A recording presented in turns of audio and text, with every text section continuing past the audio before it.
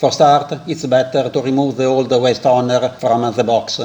The reset procedure could not work if the box is full of toner. Remove the 5 screws.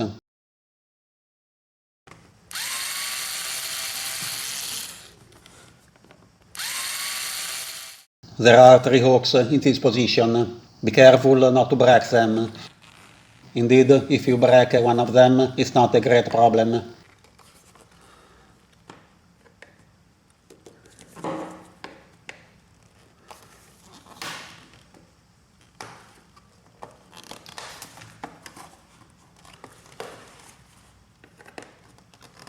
Remove the cover. This is the waste toner. Discharge the toner following the legislation of your country, if any. Do not breathe the toner dust.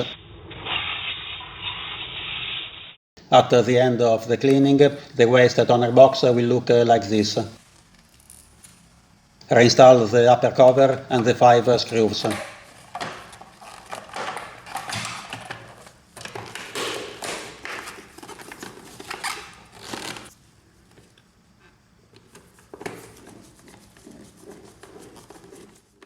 Now remove the screw.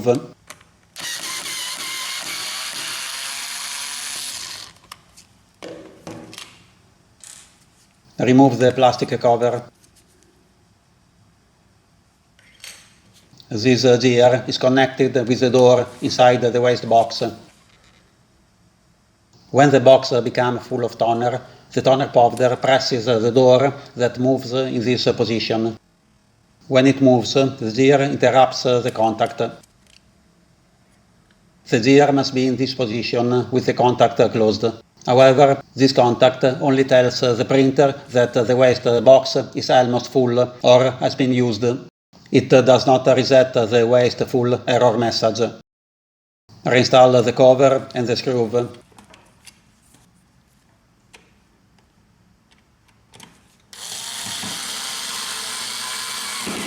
The printer knows that the box is full, checking the resistance between these 2 rollers. When the rollers become worn or dirty, the resistance changes and the printer shows the error message. You have to clean these rollers, but sometimes, if the coating of the rollers is too worn, it doesn't reset the error message. What to do? On the side, remove the screw.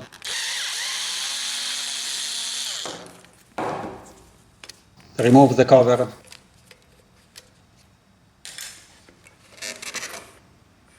Now remove this little bushing.